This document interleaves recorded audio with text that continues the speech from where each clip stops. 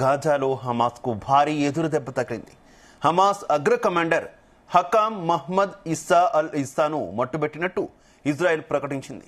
మరోవైపు లెబనాన్లో హిజ్బుల్లా మిలిటెంట్ను కూడా హతమార్చినట్టు ప్రకటించారు. ఈ పరిణామాల మధ్య గాజాలో మానవతా సంక్షోభం మరింత తీవ్రమవుతోంది. ఇజ్రాయెల్ భద్రతా ఏజెన్సీతో కలిసి గాజా నగరంలోని సబ్రా ప్రాంతంలో ఈ ఆపరేషన్ నిర్వహించినట్టు ఇజ్రాయెల్ సైన్యం వెల్లడించింది. హమాస్ సంస్థతో పాటు దాని సైనిక విభాగాన్ని స్థాపించిన వ్యవస్థాపక సభ్యులతో ఇస్సా ఒకరని, ప్రస్తుతం గాజాలో మిగిలి ఉన్న కొద్ది మంది అగ్ర కమాండర్లలో ఈయనే కీలక వ్యక్తి అని పేర్కొంది. సంస్థ పోరాట మద్దతు విభాగానికి ఇస్సా అధిపతిగా పనిచేస్తున్నాడని తెలిపింది.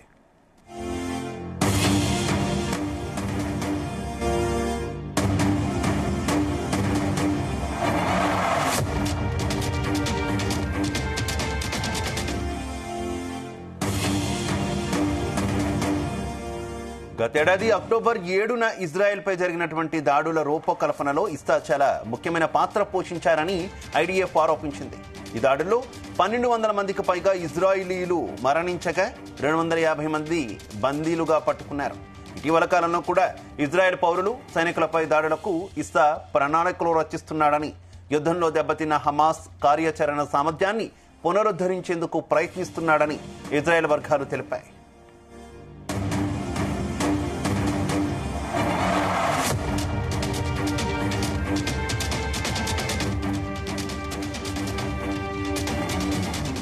అదే సమయంలో దక్షిణ లెబనాన్లో హిజ్బుల్లాకు చెందినటువంటి రద్వాన్ ఫోర్స్ బెటాలియన్కు చెందినటువంటి అబ్బాస్ అల్ హసన్ వాహదీ అనేటటువంటి మరో మిలిటెంట్ను హతమార్చినట్టు ఐడిఎఫ్ ప్రకటించింది. వాహబీ నిఘా కార్యకలాపాలను పర్యవేక్షించడంతో పాటు ఆయుధాల బదిలీలలో పాలు పంచుకుంటున్నాడని ఇజ్రాయెల్ ఆరోపించింది.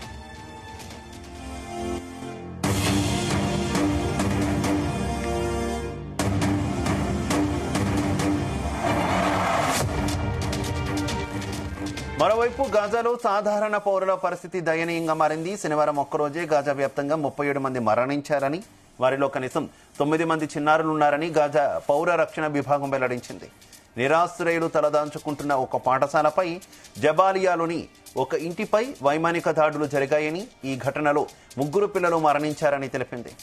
ఇక నెట్టారిం కారిడార్లో ఆహార సాయం కోసం ఎదురుచూస్తున్న 2 పౌరులు కూడా దాడుల్లో చనిపోయారని పౌర రక్షణ విభాగం ప్రతినిధి మహమూద్ బస్సల్ వివరించారు.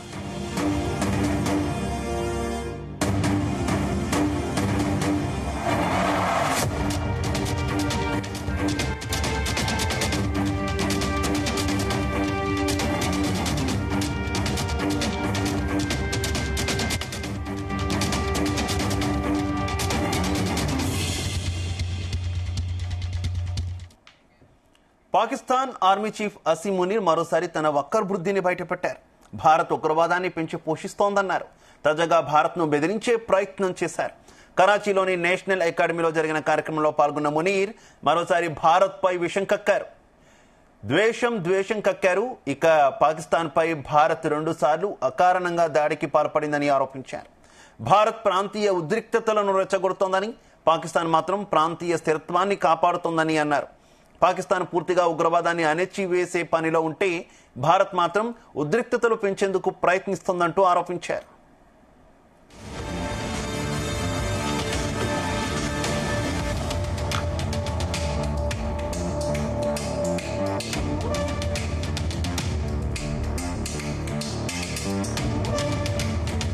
In recent years, under the pretext of counter-terrorism, India's political leadership, marked by a troubling absence of strategic foresight, has twice undertaken acts of unprovoked aggression against Pakistan. On both occasions, their recklessness was met with Pakistan's resolute response, which not only preserved national honor, but also averted a dangerous broader regional escalation. Pakistan, despite grave provocations, acted with restraint and maturity, and demonstrated its commitment to regional peace and stability, which has led to Pakistan's role as net regional stabilizer. However, the assumption that Pakistan would have any constraints in the face of any future violation of its sovereignty reflects a dangerous misleading of strategic fundamentals. As we steadily but surely build our comprehensive national power, any enemy acting on perceived vulnerability of Pakistan under the illusion of strategic impunity or miscalculation would get an assured, swift and a very befitting response. Pakistan army chief Asim Munir మరోసారి భారత్ పై విషం కక్కారు. భారత్ మీద విచిత్రమైనటువంటి ఆరోపణలు చేశారు అసీం మునీర్. భారత్ ఉగ్రవాదాన్ని పోషిస్తుందంటూ కూడా నీతి వాక్యాలు వల్లించారు అసీం మునీర్. ఇక ఇదే విషయానికి సంబంధించి మరింత సమాచారం మా చీఫ్ న్యూస్ కోఆర్డినేటర్ రాధాకృష్ణ అందిస్తారు. రాధాకృష్ణ, ఏ రకంగా చూసుకోవాలి అసీం మునీర్ వ్యాఖ్యల్ని? పూర్తి హాస్యాస్పదంగా కనిపిస్తున్నాయిగా. Good afternoon Shiva. Pakistan army chief Asif Munir చేసిన వ్యాఖ్యలు మాత్రం నిజంగా ఇవి ఆశాస్పదం అని చెప్పవచ్చు. ఇప్పటికే ప్రపంచ దేశాల అన్నిటికి కూడా పాకిస్తానా లేకుంటే ఎవరు భారత తీవ్రవాదాన్ని పెంచి పోషిస్తున్న దానిపైన అన్ని దేశాలకు అంతర్జాతీయంగా ఒక అంచనా ఉంది. ఇలాంటి తరుణంలో ఇప్పుడు ఆసిఫ్ మునీర్ కొత్త పల్లవి అందుకున్నాడని చెప్పవచ్చు. భారత్ ఉగ్రవాదాన్ని తెచ్చగొడుతుందని, ఉగ్రవాదాన్ని పెంచి పోషిస్తుందని చెప్పేసి ఆ ఉల్టా చోట్ దాంటన్నట్టుగా తనే ఒకవైపు ఉగ్రవాదాన్ని పెంచి పోషించుకుంటూ ఒకవైపు అంతర్జాతీయంగా అంటే మొత్తంగా వరల్డ్ మోస్ట్ టెర్రరిస్ట్ సంస్థలకు నిలయంగా ఉన్నటువంటి పాకిస్తాన్ ఇప్పుడు భారత్ ను అనడం పట్ల భారత్ తో పాటు ఇతర దేశాలు కూడా కొంత హాస్యాస్పదంగా మునీర్ వ్యాఖ్యలు ఉన్నట్టుగా అంచనా వేస్తున్నాయి. ఎందుకంటే ఇప్పటికే అక్కడ ఉన్నటువంటి జైషే మహమూద్ కావచ్చు, అదే విధంగా మొత్తం లష్కరే తోయిబా ఇలాంటి ప్రధాన తీవ్రవాద సంస్థలకు పాకిస్తాన్ అడ్డా అని చెప్పేసి పలు సందర్భాల్లో నిరూపితమైంది. అక్కడి నుంచి అనేక దాడులు జరిగినట్టుగా తెలుస్తోంది. వీటికి మించి ఒకవైపు గతంలో కూడా చూసాము, బిన్ లాడెన్ లాంటి మొత్తం కూడా ఒక అంతర్జాతీయ మోస్ట్ టెర్రరిస్ట్ ను పాకిస్తాన్ భూభాగంలోనే అంతమొందించిన సందర్భాలు ఉన్నాయి. ఇవన్నీ ఒక పక్క పెట్టుకొని భారత్ ఒకవైపు తీవ్రవాదులతో నిత్యం ఎదుర్కొంటూ గత దశాబ్దాల కాలంగా పాకిస్తాన్ పెంచి పోషిస్తున్నటువంటి తీవ్రవాదుల వల్లనే భారత్ బాధిత దేశంగా ఉంది. అలాంటి బాధిత దేశాన్ని ఒక రకంగా పాకిస్తాన్ సంబంధించి భారత్ పేటాకులు చేస్తూ ఉంటాయి. ఇప్పుడు ఉల్టాగా భారత్ ఉగ్రవాదాన్ని పెంచి పోషిస్తుందని చెప్పేసి పాకిస్తాన్ లో దాడులకు పాల్పడుతుందని చెప్పేసి ఆసిఫ్ మునీర్ చేసిన వ్యాఖ్యలు మాత్రం ఎవరు కూడా నమ్మలేని పరిస్థితి ఉంది. ఒక రకంగా ఆసిఫ్ మునీర్ మానసిక పరిస్థితి ఏందా అని చెప్పేసి భారత్ తో పాటు ఇతర దేశాలు కూడా ఆశ్చర్యాన్ని వ్యక్తం చేస్తున్నాయి. ఎందుకంటే ఈ రోజు పాకిస్తాన్ ఆర్మీ చీఫ్ గా ఉన్నటువంటి మునీర్ ఈ రోజు జరిగినటువంటి కరాచీలోని నేషనల్ అకాడమీ జరిగిన కార్యక్రమాలు అటెండ్ అయిన సందర్భంగా ఆయన మాట్లాడిన తీరు చూస్తా ఉంటే కంప్లీట్ గా భారత్ పై ఏదో రకంగా విద్వేషం వెళ్ళగక్కాలే, భారత్ నిందించడమే లక్ష్యంగా అతని ప్రసంగం ఉన్నట్టుగా అనిపించింది. సో ఇప్పటికే ఆయన చేసిన వ్యాఖ్యలు ఏంటంటే భారత్ 2 సార్లు అకారణంగా పాకిస్తాన్ పై దాడులకు పాల్పడింది, యుద్ధానికి దిగిందని చెప్పేసి ఆరోపించారు. అదే సందర్భంలో భారత ప్రాంతీయ అంటే ఏషియాలో భారత్ ప్రాంతీయంగా ఉద్రిక్త పరిస్థితి రెచ్చగొడతా ఉందని చెప్పేసి ఒకవైపు స్వదేశంలో పాకిస్తాన్ లో నిత్యం అల్లకొల్ల పరిస్థితులు, అక్కడ ఉన్నటువంటి రాజకీయ పరిస్థితి సంక్షోభం ఉంటది. ఒకవైపు తీవ్రవాదులు పెంచి పోషిస్తూ తీవ్రవాదులే ఆ దేశాన్ని పెనుముగా వాడుతున్నారు. మరోవైపు బలూచిస్తాన్ లాంటి దేశాలు ఆ ప్రాంతాన్ని ప్రత్యేక దేశంగా విడిపోవాలని పోరాటం చేస్తున్నారు. అవన్నీ పక్కన పెట్టి అక్కడ ఉన్నటువంటి పరిస్థితిని చక్కదిద్దుకోలేక చేతులు ఎత్తేస్తే మొన్నటి వరకు పాకిస్తాన్ ఏదైతే పాకిస్తాన్ తీవ్రవాదులను అక్కడ ఉన్నటువంటి తీవ్రవాద శిబిరాలు అన్నిటిని కూడా ఆపరేషన్ సింధూర్తో భారత్ ఏర్వేసింది. ఆ తర్వాత భారత్ సంబంధించినటువంటి కౌంటర్ అటాక్ సందర్భంలో తీవ్ర ఉద్రిక్త పరిస్థితులు పడ్డాయి. ఆ పరిస్థితుల్లో అసలు దేశంలో ఉన్నాడా, లండన్ వెళ్ళిపోయాడా అని చెప్పేసి పాకిస్తాన్ మీడియానే ఏకంగా ఆసిఫ్ మునీర్ దుయ్యబట్టింది. అంతేగా తీవ్రంగా విమర్శలు చేసి ఆరోపణ చేసింది. బంకర్లో తలదాచుకున్నాడు, పారిపోయాడు, మావాడు పిరికి పంద అని చెప్పేసి బాహాటంగానే అక్కడ మీడియా ప్రకటించింది. కొద్ది రోజుల క్రితం అమెరికాకు సంబంధించి వాషింగ్టన్ పర్యటనలో ఉన్నటువంటి ఆసిఫ్ మునీర్ పాక్ జాతిలో నిలదీసినంత పనిచేశారు, ఒక రకంగా దాడి దిగినంత పనిచేశారు. నీ వల్లనే మొత్తం పాకిస్తాన్ నాశనం అవుతా ఉంది, నువ్వు పిరిగి పందవు, నీ యొక్క చర్యలతోని మొత్తంగా పాకిస్తాన్ నాశనం చేస్తున్నావు అని చెప్పేసి అక్కడ ఉన్నటువంటి పాకిస్తాన్ పౌరులే అమెరికాలో నిలదీసిన పరిస్థితులు. ఇవన్నీ పక్కన పెట్టినటువంటి మునీర్ తన యొక్క వైఫల్యాన్ని, తన పాకిస్తాన్ సంబంధించిన పాలకుల ఆ దుర్బుద్ధి పక్కన పెట్టి ఒకవైపు మొన్న పేల్గాం దాడికి సంబంధించిన తీవ్రవాదులు మొత్తంగా కూడా పాకిస్తాన్ సంబంధించిన వారే అని చెప్పేసి ఇప్పటికే భారత్ ధృవీకరించింది, అఫీషియల్ గా అధికారికంగా ప్రపంచ దేశాలకు కూడా తెలిపింది.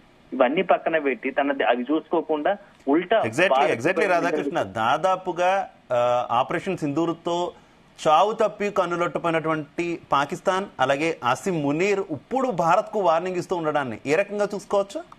అంటే ఇప్పటికే పాకిస్తాన్ సంబంధించినటువంటి బెదిరింపులు కావచ్చు. ఈ మధ్య కాలంలో ఏంటంటే పాకిస్తాన్ సంబంధించిన ఆసిమ్ మునీరు అమెరికా పర్యటన జరిగితే అమెరికాతో కొంత రాయబారం నడిపి అమెరికా పాకిస్తాన్ మధ్య సత్సంబంధాలు డొనాల్డ్ ట్రంప్ తో భేటీ అయిన నేపథ్యంలో దాన్ని ఆసరాగా బూచిగా చూసుకున్నటువంటి మునీర్ ఇలాగా రెచ్చిపోయే వ్యాఖ్యలు చేస్తున్నట్టు తెలుస్తోంది. తమ వెనుక అమెరికా ఉందనే ఒక బలంతోనో లేకుంటే మదంతోనో ఇలాంటి వ్యాఖ్యలు చేశారని అనవచ్చు. ఎందుకంటే అక్కడ ఉన్నటువంటి అనేకమైనటువంటి తీవ్రవాద సంస్థలు నిత్యం ఆ తీవ్రవాద సంస్థల మధ్యనే పోటాపోటీగా ఆ దాడులు జరుగుతూ ఉంటాయి. బెలిచిస్తాన్ చేసినటువంటి దాడులతోనే బెలిచిస్తాన్ లిబరేషన్ ఆర్మీ చేసిన దాడుల్లో అనేక మంది పాక్ సైనికులు చనిపోయారు. సో అది మర్చిపోక ముందే రీసెంట్ గా వజీరిస్తాన్ లో కూడా ఇలాంటి ఘటన జరిగింది. కొందరు అక్కడ ఉన్నటువంటి తీవ్రవాదులు పెద్ద ఎత్తున దాడులకు పాల్పడ్డారు. ఈ పేలుల్లో వెహికల్ ఆర్మీ వెహికల్ లో దాడికి పాల్పడితే 11 మంది చనిపోయారు. సో దాని వెనుక భారత్ ఉందనేది మునీర్ యొక్క ఆరోపణ. కానీ వాస్తవానికి అక్కడ జరిగింది ఏంటంటే అక్కడ ఉన్నటువంటి తీవ్రవాద సంస్థలే బాహాటంగా ప్రకటించాయి, మేము దాడికి కారణం మేం కాదు అని చెప్పేసి అక్కడ ఉన్నటువంటి తాలిబాన్ హఫీజ్ గుల్ బహదూర్ గ్రూప్ అని బహిరంగంగానే ప్రకటించింది. సో ఒకవైపు అక్కడ ఉన్నటువంటి పాకిస్తాన్ తీవ్ర సంస్థలు తామే ఈ దాడిలో పాల్పడ్డారని ప్రకటించిన దాన్ని పట్టించుకొని మునీరు ఈ రకంగా భారత్ పై ఏదో రకంగా నింద వేయాలి, ప్రపంచ దేశాల ముందు భారత్ ని ఇబ్బంది పెట్టాలనే ఒక రకమైన ఒక విద్వేషంతో ఇలా నిత్యం ఆరోపణ చేస్తూ వస్తున్నారు. ఇటీవల కాలంలో మునీర్ తరచుగా పాకిస్తాన్ సంబంధించినట్టు ఆర్మీ చీఫ్ గా ఉన్న మునీర్ తరచూ అవకాశం దొరికినప్పుడు భారత్ ను ఇబ్బంది పెట్టే విధంగా భారత్ పై అనేకమైనటువంటి ఆరోపణలు అసలు ఏమాత్రం సత్యదూరమైనటువంటి ఆరోపణలు చేస్తూ వస్తున్నారు.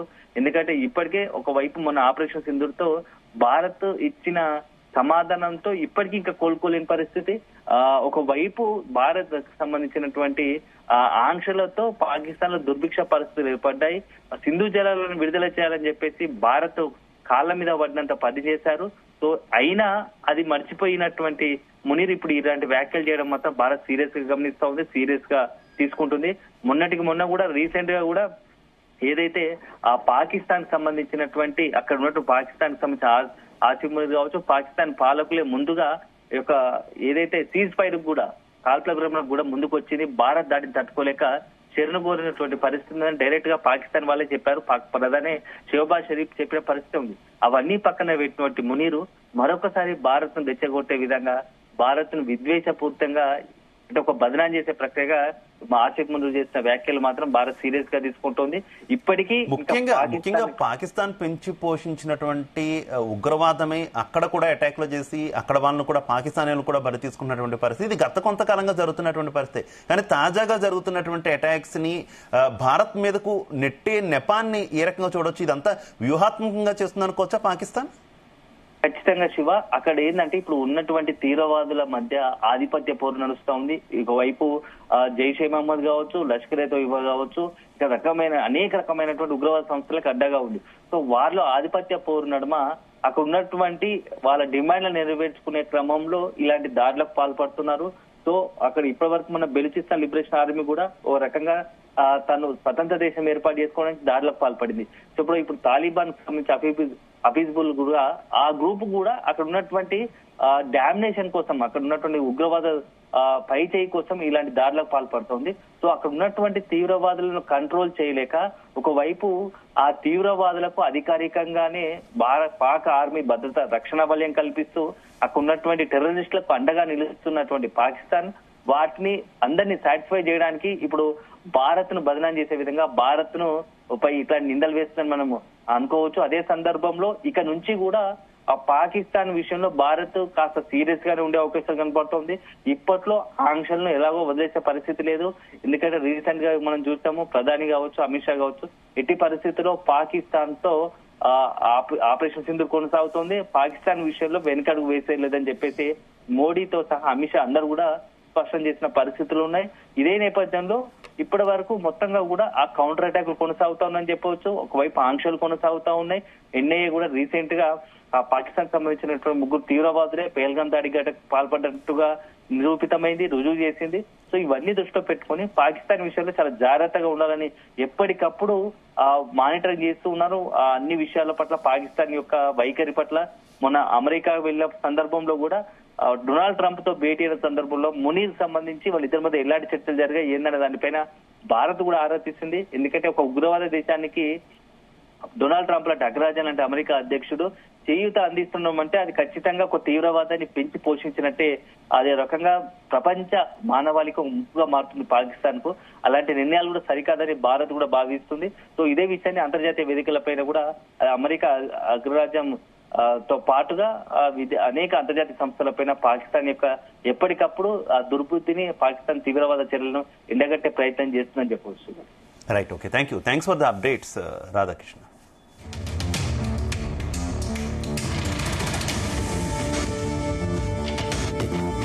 In recent years, under the pretext of counter-terrorism, India's political leadership, marked by a troubling absence of strategic foresight, has twice undertaken acts of unprovoked aggression against Pakistan. On both occasions, their recklessness was met with Pakistan's resolute response, which not only preserved national honor, but also averted a dangerous broader regional escalation. Pakistan, despite grave provocations, acted with restraint and maturity and demonstrated its commitment to regional peace and stability, which has led to Pakistan's role as net regional stabilizer. However, the assumption that Pakistan would have any constraints in the face of any future violation of its sovereignty reflects a dangerous misleading of strategic fundamentals. As we steadily but surely build our comprehensive national power, any enemy acting on perceived vulnerability of Pakistan